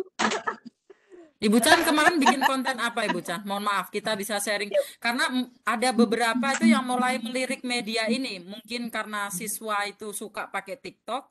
Ada beberapa yang menggunakan TikTok. Mungkin kita bisa jadikan sebagai busur yang kata Ibu Dian tadi Nah, sampaikan. Untuk mengarahkan siswa sebenarnya TikTok ini bisa bermanfaat untuk ini loh. Kayak gitu mungkin. iya, belum coba ya. Saya matematika jelas, matematika. Tapi ya itu, kita itu kan punya pakem sendiri. Oh, KD sekian, materinya kayak gimana, itu toh KD apa aja. Tapi begitu dihadapkan harus menyampaikan dalam durasi 30 detik sampai 1 menit, terus materinya 10 halaman, itu gimana? Itu kan jadi dan harus menarik. Itu nih gila banget gitu. Saya baru bisa buat 3. Itu juga ya itu kita nggak biasa, tapi mencoba biasa itu juga penting. Jadi pada saat saya berbuat itu saya dianggap jadi bagian dari mereka. Jadi waktu ngobrol dengan anak-anak, oh Bu Chan juga bikin TikTok gitu. Gitu ya. Saya bisa melihat anak-anak yang kreatif itu yang membuat itu. Saya juga puji di sekolah. Sekaligus saya bisa memantau mereka memposting apa aja sih gitu. Coba mungkin penting juga bagi kita bukan hanya mengejudge mereka seperti itu ya, karena mengikuti kayak mereka itu nggak gampang juga. Dia udah pernah punya TikTok, akun TikTok? Saya belum.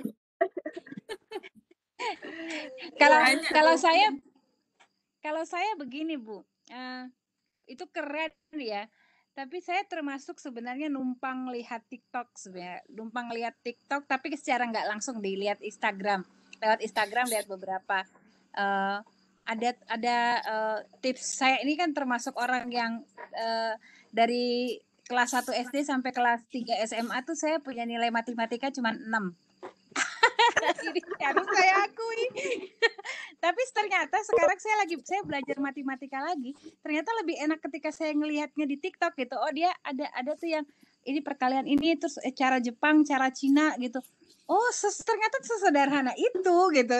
Nggak seribet itu. Terus perkalian 9 yang 9 kali 1 sampai 9 kali 9 itu ternyata cuma dibolak-balik doang gitu angkanya. Dibalik dari bawah ke atas. Saya juga lihat. Saya ketawa. Tapi ada motivasi dari ini juga ya. Fotografi. Saya bilang ke mahasiswa saya, lu belajar deh fotografi bener baik-baik. Oh ini saya bilang, yes, cuma suruh kalian beli kamera mahal-mahal gitu. Saya kasih tunjuk, saya punya foto yang dibeli dengan harga cukup tinggi. Itu saya buatnya pakai kamera handphone. Mereka nggak percaya. Akhirnya saya tunjukkan metadatanya. Nah, uang itu salah satu motivasi juga. Jadi ketika kita mungkin bisa seperti ini. Oke, kamu punya follower banyak yang like, tapi kamu punya kalau mau bisa ngasilin duit, pasti orang lama-lama akan melihat kok isi kontenmu apa gitu. Ketika isi kontenmu bagus, kamu lama-lama akan punya follower makin banyak dan kamu bisa dapat uang dari situ. Atau bahkan untuk yang saya kebetulan tidak punya TikTok, tapi saya cerita ke mahasiswa saya, salah satu rujukan ketika saya menulis proposal dan waktu itu dapat dana, saya menang dari Ford Foundation 150 juta dan sekarang saya juga lagi ikut programnya WEA, Women Earth Alliance. Itu saya kursus selama 6 bulan dan saya dapat hadiah $12.500 itu berat hampir 200 juta. Itu saya bilang, saya tunjukin ini ketika saya menjelaskan siapa Dian Wasaraka, saya adalah seorang blogger, saya kasih masuk link blog saya dan itu kemudian dibaca. kita bisa melihat itu gitu. Oh, ini yang baca dari mana, berapa negara, kata kuncinya apa. Nah, adik-adik mahasiswa itu kemudian, oh iya ya, kalau saya menulis dengan baik, berarti saya harus membaca gitu. Kalau saya mau membaca, berarti saya harus mempunyai rujukan yang benar. Nah, itu motivasi uang mungkin bisa menjadi salah satu pintu masuk begitu, Ibu. Kalau selain tadi seperti yang Nisa bilang, jangan menggurui dong, anak zaman now mana mau digurui.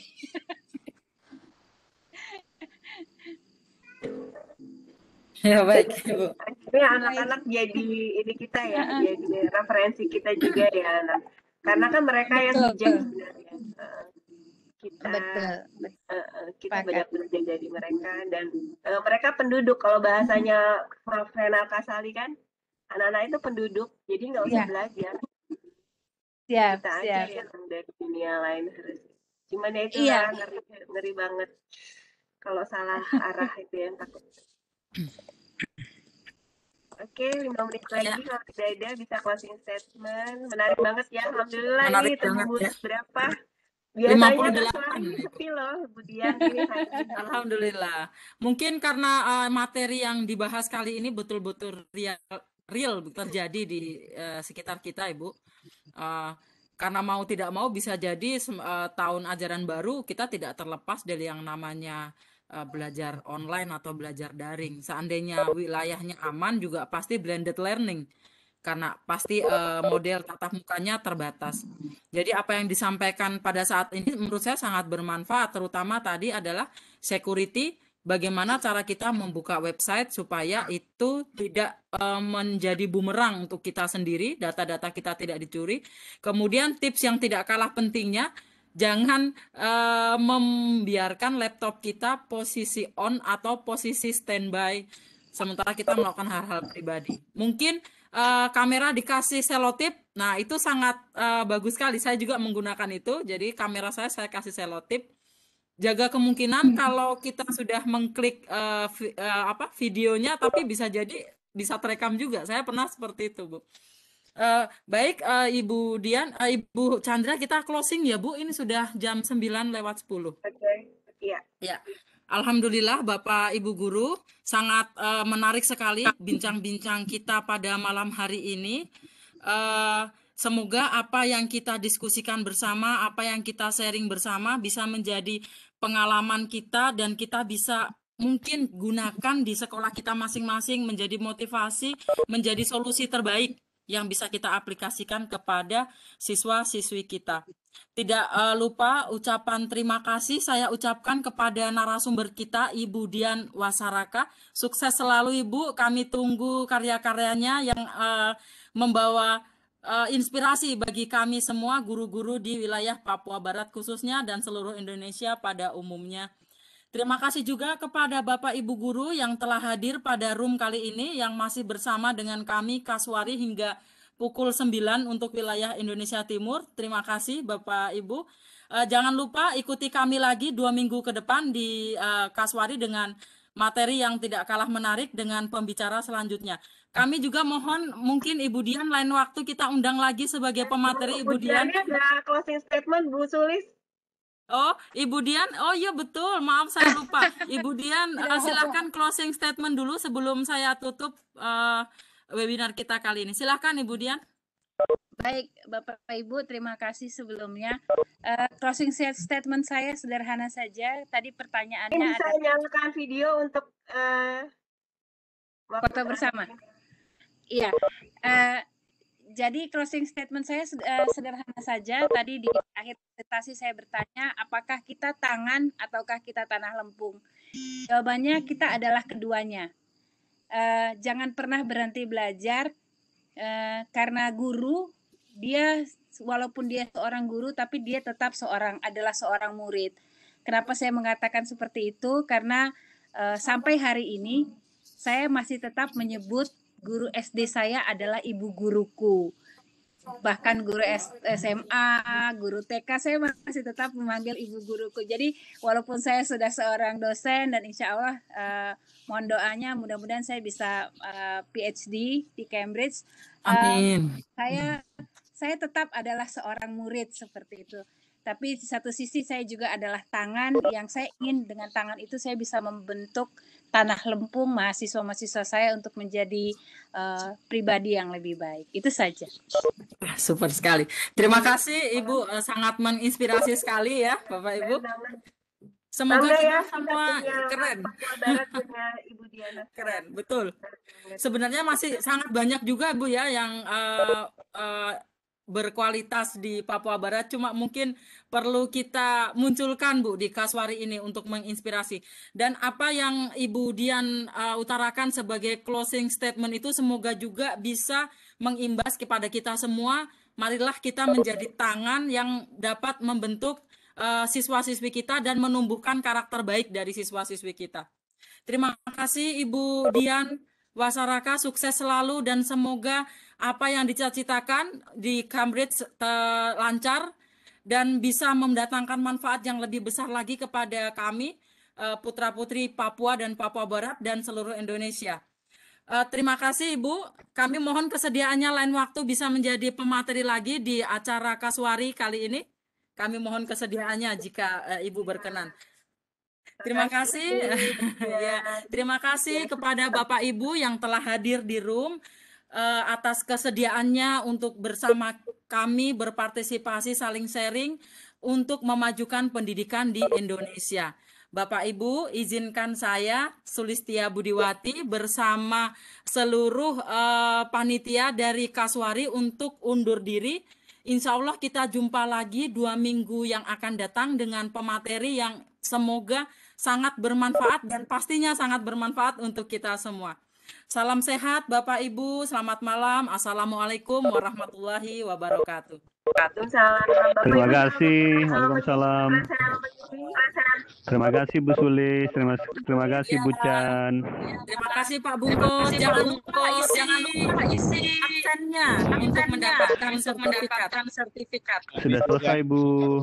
Alhamdulillah. Baik. Pamit undur diri ya. Nggih, sama-sama Bu Chan, Bu Sulis. Pak Ilham mengisi presensi sekitar 5 menit ngobrolnya. Terima kasih. Bapak Ibu jangan lupa sampai jumpa 2 minggu mendatang. Insya Allah. Assalamualaikum. Waalaikumsalam. Ditunggu Bu. Tunggu Ibu.